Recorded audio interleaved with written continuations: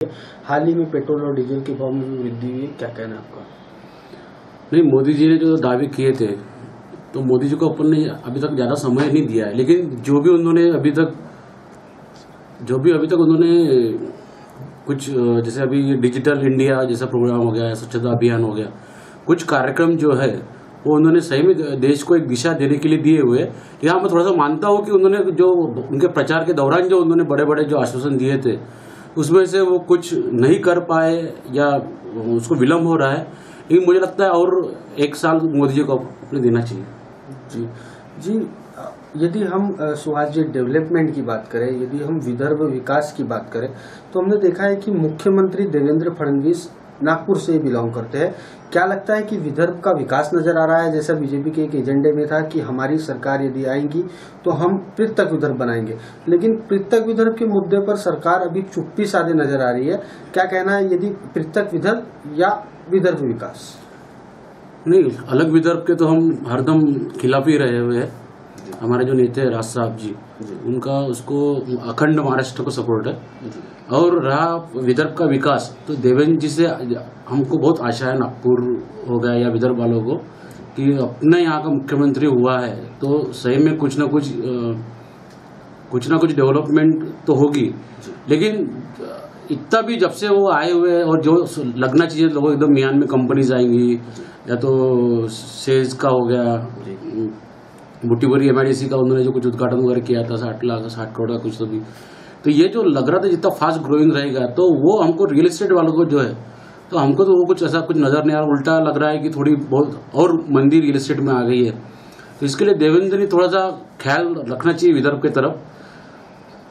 बाहर जहाँ तक अभी अमेरिका में है, तो अमेरिका से भी विदर्भ के लोग जहाँ अमेरिका में हो गए, जैसे उन्होंने बोला कि महाराष्ट्र के लोग जो भी अमेरिका में, उन्होंने महाराष्ट्र के लिए विकास के लिए सपोर्ट करना चाहिए। उन्होंने विदर्भ के बारे में भी बोलना चाहिए कि विदर्भ के जो भी लोग NRI है जो बाहर बैठे हुए, उन्होंने विदर्भ के लिए कुछ डेवलपमेंट में कुछ उनका हिस्सा देना चाहिए। बाकी देवेंद्र जी को आने को भी ज़्यादा समय नहीं हुआ है, तो मेरे को लगता है कुछ समय तो हमको दोनों को भी देना पड़ेगा। सुहास जी, एक बात पे प्रकाश डालना चाहूंगा कि बीजेपी के मैनिफेस्टो में था कि विदर्भ अलग देंगे। दूसरी बात, कार्गो और मिहान जैसे दो बड़े प्रोजेक्ट है, वो भी कुछ खास असर नहीं दिखा पा रहे। तीसरा एक मुख्य मुद्दा है कि MIDC जैसा सेक्टर है, वहां पे कई इंडस्ट्रीज जो आज भी खाली पड़ी हुई है, जो कि विदर्भ में बेरोजगारी काफी बढ़ रही है। तो ऐसा कुछ पॉजिटिव अप्रोच सरकार का दिख नहीं रहा है। नहीं, आप जो कह रहे हो बराबर है। विदर्भ का मुद्दा जो अलग, विदर्भ का मुद्दा जो था वो बीजेपी के इसमें था, लेकिन कैसा है, कुछ मित्र पक्ष जो उनसे जुड़े हुए हैं, तो मित्र पक्ष का भी जैसे शिवसेना उनके साथ में है, तो शिवसेना का उसका अलग हरदम अपोज रहा है अलग विदर्भ के लिए। तो अभी उनके पास वो मेजोरिटी भी नहीं है, राष्ट्रवादी को साथ में ले नहीं सकते, तो कुछ दिन तो उनको वेट एंड वॉच करना पड़ेगा। ये मुझे लगता है जैसे हम आम नागरिक की चर्चा चालू है कि आखिरी 4 साल के बाद जो आखिरी साल रहेगा उसमें शायद बीजेपी अलग विदर्भ दे सकती है।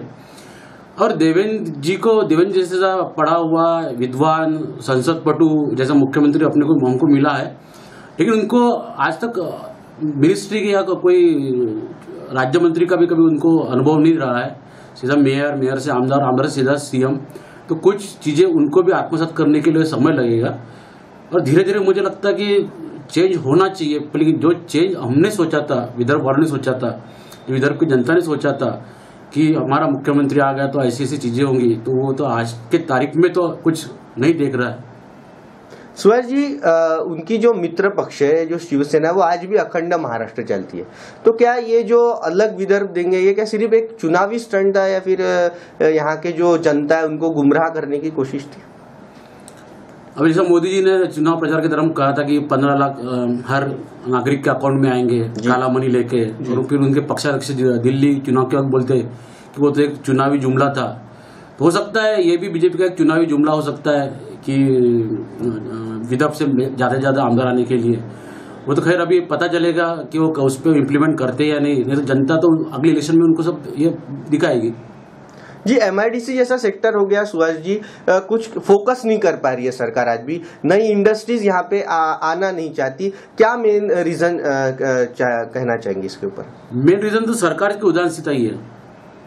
जैसे मोदी जी जो गुजरात में थे, CM थे, और उन्होंने वहाँ पे बड़े बड़े उद्योग लेके गए। उन्होंने गुजरात वाइब्रेंट से लेके साथ अपने यहाँ तो वो विदर्भ का भी एक पृथ्वीराज चौहान जी ने वो चालू किया था, एक बार हुआ विदर्भ एडवांटेज करके, उसके बाद तो हुआ ही नहीं है। तो विदर्भ के जो राजकीय पुढ़ारी है, राजकीय नेता है, राजकीय जो मंत्री है, इनकी उदासीनता ये है। इनको एक तो अनुभव नहीं है, और सब अनुभव जो है, अनुभव या जो भी कार्यशैली है राजनीति करने की, वो सब पश्चिम महाराष्ट्र के नेताओं ने आत्मसात कर लिए। हमारे यहाँ के आज भी मिनिस्टर बैठो तो बैठो, खड़े तो खड़ो वाले काम है। तो मेरे को लगता है इन्होंने पहल करना चाहिए ताकि MIDC में अपने यहाँ उद्योग आए या आए। दूसरे यानी अपने यहाँ का जो लेबर क्लास है, वो लेबर क्लास सबसे मेन इफेक्ट करता है। बाहर लेबर क्लास बहुत सस्ता है, इसलिए इंडस्ट्रीज उधर जाती है, लेकिन विदर्भ के अंदर एक लेबर क्लास जो है, यानी पैसे नहीं मिलेंगे तो भी काम नहीं करेंगे तो चलेगा। जैसे ऑटो वाले अपनी ऐसी बात, भले घंटे 2 घंटे खड़े रहेंगे चौक के अंदर, लेकिन भैया सवारी नहीं, पैसे उतने नहीं मिले तो सवारी लेकर नहीं जाते। ये उदासीनता अपने लेबर क्लास में भी अपने को जो है एक्टिवेट उनको भी करना पड़ेगा कि वो काम करेंगे तो इंडस्ट्री यहाँ पे आएगी, इंडस्ट्री आएगी, ग्रोथ होगा, रेवेन्यू मिलेगा तो सबका जो ये रहनीमान जो है वो अच्छा रहेगा। आखिरी सवाल सुभाष जी, क्या बीजेपी के कार्यकाल में अलग विदर्भ होके रहेगा? और दूसरी बार मिहान और कार्गो जैसे जो 2 बड़े प्रोजेक्ट है, कहीं पश्चिम महाराष्ट्र में तो नहीं डाइवर्ट होंगे? कार्गो और ये मिहान, क्या बोला आपने? मिहान, कार्गो। तो मिहान is nothing but a cargo. तो कार्गो और सेज जो है बाकी मिहान, तो मुझे नहीं लगता अभी कहीं डाइवर्ट होगा करके। डाइवर्ट होता था तो जब शरद पवार जी या तो उनके जो CM वो जो थे लोग, तो वो जब भी डाइवर्ट करते। अभी ये डाइवर्ट करना बीजेपी को बहुत मुश्किल पड़ेगा, बहुत महंगा पड़ेगा अगले इलेक्शन में। इसलिए इनके लिए लाभदायक ये रहेगा कि इसको वो एक्टिवेट करे, यहाँ ज़्यादा कंपनी लाए और दिखा दे कि हमने जो हमारे जाहिरनामा में जो लिखा हुआ था कि हम विकास करेंगे, ये करेंगे, अमका करेंगे, तमका करेंगे, तो वो सब चीज़ें हम कर रहे हैं, लोगों को दिखना चाहिए। क्योंकि आज की जनता जो है, आज का जो मतदार है, वो बहुत होशियार हो गया है। उसको सब चीज़ें दिखती है कि ये आदमी ने ये बोला था, ये आदमी ने ये नहीं किया। आज मोदी जी के हाल आप देख रहे हैं। पहले ऐसा था कि मोदी जी का भाषण अगर टीवी पे लगता था तो लोग इकट्ठा होते थे, अरे मोदी जी का भाषण आ रहा, मोदी जी का भाषण आ रहा। अभी भाषण आता है तो लोग बोलते रहे, जानते हैं ये नेहमी का कुछ अनारदम का कुछ तो भी रहेगा करके। तो ये जी लोकप्रियता, इन्होंने जो प्रचार के समय बड़े बड़े आश्वासन देके ये आए सत्ता पे, तो उसको इनको इम्प्लीमेंट करना, भले उसको थोड़ा देर लगे लेकिन इम्प्लीमेंट लोगों को दिखना चाहिए, तो इनको अगले इलेक्शन में इनको उसका फायदा मिलेगा। जी सुभाष जी, बहुत बहुत धन्यवाद। धन्यवाद।